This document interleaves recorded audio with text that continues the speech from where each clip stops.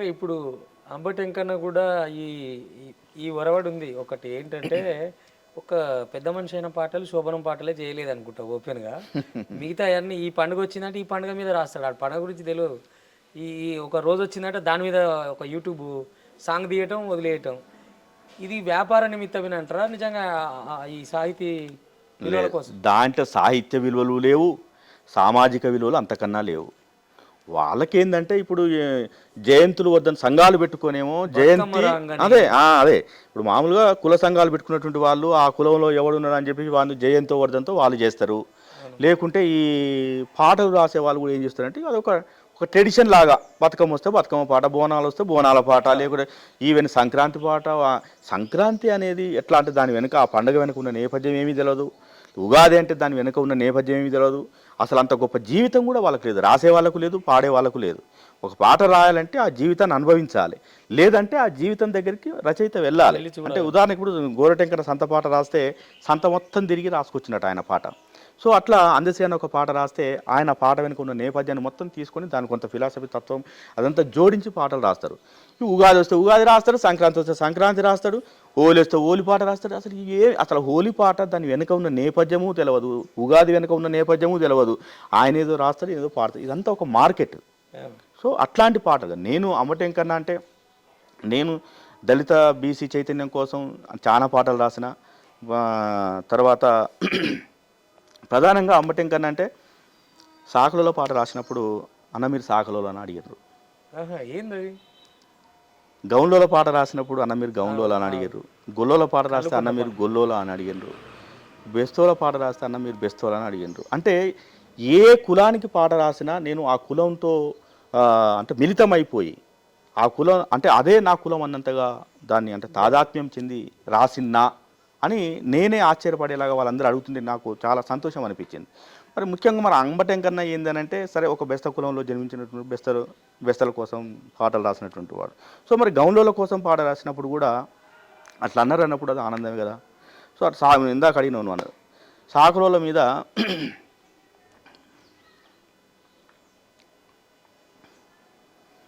ఊరికంతా ఆడపిల్లమ్మ సాకాలి తల్లి ఉత్త సేతుల బతుకు నీదమ్మా. ఊరికంతా ఆడపిల్లమ్మ సాకాలి తల్లి ఉత్త సేతుల బతుకు నీదమ్మా. పొద్దు పొద్దున లేసి నీవు నత్తగుల్లై తిరుగుతావు, నిద్రలేవని ఇంటి ముందల సుప్రభాతం వాడుతావు. పోరగాళ్ళ పీతి గుడ్డలు పెద్ద మనుషుల మురికి బట్టలు ప్రేమతో నీ మూటగట్టి సీదరించక ఉతుకుతావు. చేతి కష్టం చెమట సుక్క చెరువు నీటిలో గలుస్తుంటే కంటి నిండా గంగ వంగిందా సాకాలి తల్లి, ఇంటి నిండా కరువు బండిందా సాకాలి తల్లి.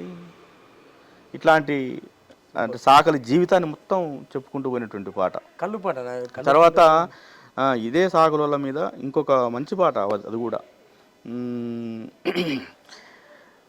సల్లని సెల ఏటి గుణము సకల సేవలు చేసినాము, సంబరంగా మనుషులంతా ఒక్క తీరుగా బతికినాము. సాకిరంతా గట్టి మనని సాకలోడని పిలిచినా, మనువు మాయాగాడువాడు ఎవడురా, మా నుదిటి రాత రాయగా వాడెవడురా. వీరభద్రుని అంశమీదని పురాణాన్ని చెప్పినారు, పూర్వజన్మల పాప ఫలము సాకిరేవును ఇచ్చినారు. నిందలేని పైన మోపి రామకథను నడిపినారు, నిప్పులేదొక్కంగ సీత ముక్కున వేలేసుకున్నారు. కట్టుకథలను చెప్పి ముంచెనురో తిప్పరాజు కాలు జైగట్టేసిపోయెనురో. విన్నావా? రీల్ క్యాసెట్లలో వినేది, పుస్తకాల్లో చూసేది. అక్కడి నుంచి వచ్చిన ఇది ప్రజానాట్య మండలికి కదా మీరు ఇచ్చింది? ప్రజానాట్య మండలికి.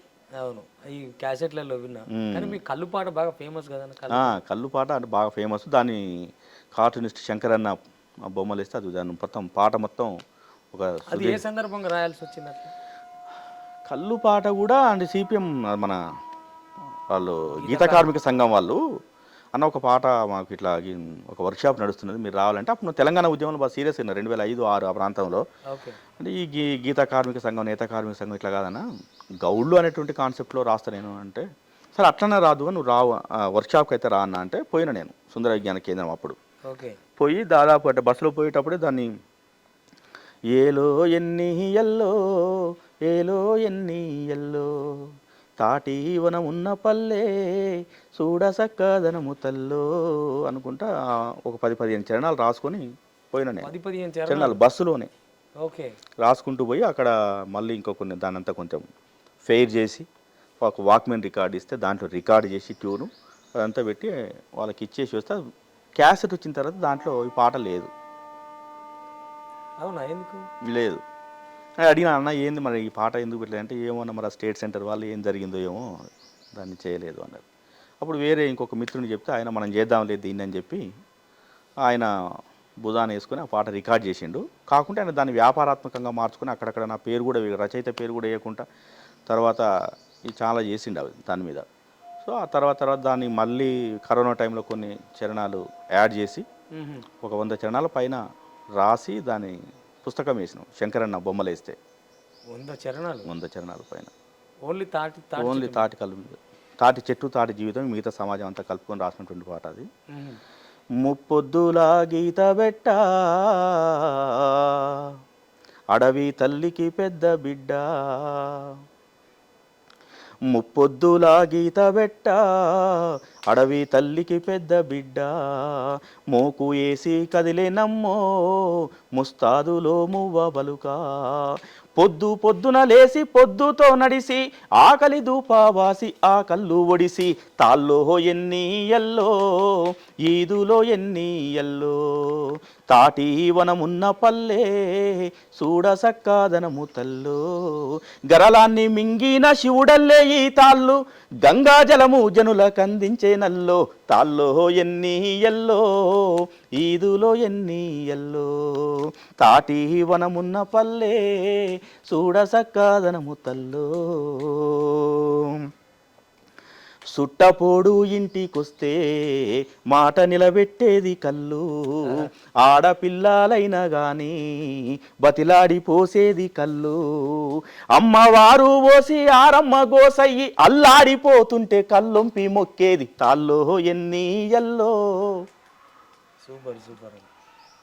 ఒక 100 చరణాలు పైబడి రాసినటువంటి పాట. దాదాపు 40-50 చరణాలు రికార్డింగ్లో ఉన్నాయి, ఆల్రెడీ యూట్యూబ్లో ఉన్నాయి. ఈ ఒరవడి పోతుంది ఇప్పుడు నిజంగా. ఇప్పుడు రచయితల ఇంత లోతుగా వెళ్ళి జీవితాన్ని చూసి ఎక్కడెక్కడ దాని అవసరం ఉంది అనేది స్పృశించేంత ఇప్పుడు ఇట్లాంటి అంటే అమ్మటెంకన లాంటి రచయితలు లేకుంటే చింతల యాదగిరి లాంటి ఇట్లాంటి రచయితల అవసరం ఈ సమాజానికి లేదు. ముఖ్యంగా సమాజం ఇట్లాంటి వాళ్ళ కోసం చూసేటువంటి పరిస్థితి కూడా లేదు. ఎందుకంటే ఇంత పెద్ద ఈ ఎగరేసే చెత్తలో ఇవి దొరకవు, కనపడవి. ఈ ఎగరేసే చెత్తలో కష్టం అన్నమాట. ఎన్ని ఎగరేస్తేనో ఇది ఎక్కడో వస్తుంది కదా. ఇప్పుడు మామూలుగా హాయిరాబ్బా అని వాడితేనో కుర్చీ మారితే పెడితేనో లక్షల్లో పోతుంది తెల్లారి. ఇన్ని లక్షల మందిలో అమ్మటెంకర చింతల యాదగిరి ఏడ దొరకాలి నీకు? కష్టం. ఎవరో ఒకరు అవి లక్షలలో ఉంటాయి, 100లలో ఉంటాయి. ఎక్కడో ఒకటి తగులుతుంది అంతే.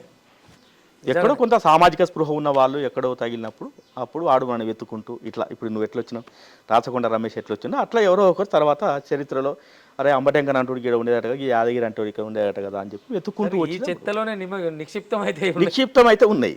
ఆ మట్టి పొరల్లో నిక్షిప్తం అంటే తీయాలి అవి.